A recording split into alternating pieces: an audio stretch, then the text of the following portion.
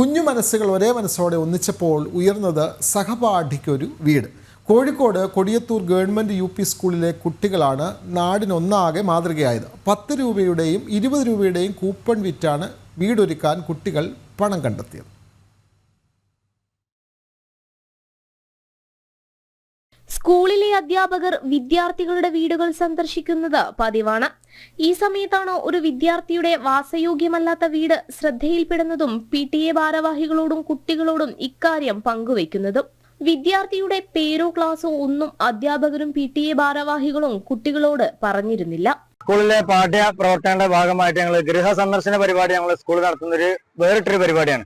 എല്ലാ കുട്ടികളുടെയും വീട് സന്ദർശിക്കുക. ആ വീട് സന്ദർശന വേളയിൽ ഞങ്ങൾക്കുണ്ടായ മനസ്സിനെ വേദനിപ്പിക്കുന്ന ഒരു സംഭവം നമ്മൾ കണ്ടു.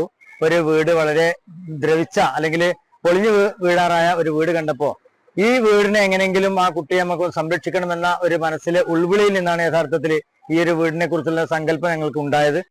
അധ്യാപകരുടെയും നാട്ടുകാരുടെയും വലിയ പിന്തുണയാണ് ലഭിച്ചതെന്നും അതുകൊണ്ട് തന്നെയാണ് 3 മാസം കൊണ്ട് തുക സമാഹരിക്കാനായത് എന്നും കുട്ടികൾ പറയുന്നു. സാറ് ഒരു ദിവസം പറഞ്ഞ് ഞങ്ങളെ സ്കൂളിലെ കുട്ടിക്ക് വീടില്ല, അപ്പൊ ഞങ്ങളെ വേണ ഞങ്ങൾക്ക് സാർ ഒരു കൂപ്പൺ തന്നു.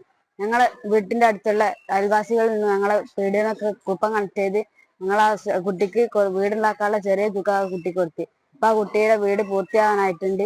അത് കണ്ടപ്പോ ഞങ്ങൾക്ക് നല്ല സന്തോഷമുണ്ട്. ഞങ്ങളെ കാരണം ആ കുട്ടിക്ക് കുറച്ച് വീട് ആയപ്പോ ഞങ്ങൾക്ക് നല്ല സന്തോഷമുണ്ട്. അധ്യാപകർ കാണിച്ച സഹപാഠിയുടെ വീട് കണ്ടാണ് കുട്ടികൾ കൂപ്പണുമായി വീടുകൾ കയറിയിറങ്ങിയത്. വീടൊരുക്കാൻ കഴിഞ്ഞതിൽ വലിയ സന്തോഷത്തിലാണ് കുട്ടികൾ. ഏത് ക്ലാസ് എന്താ കുട്ടീന്റെ പേരൊന്നും ഞങ്ങൾക്ക് അറിയില്ല, ഇതുവരെ അറിയില്ല.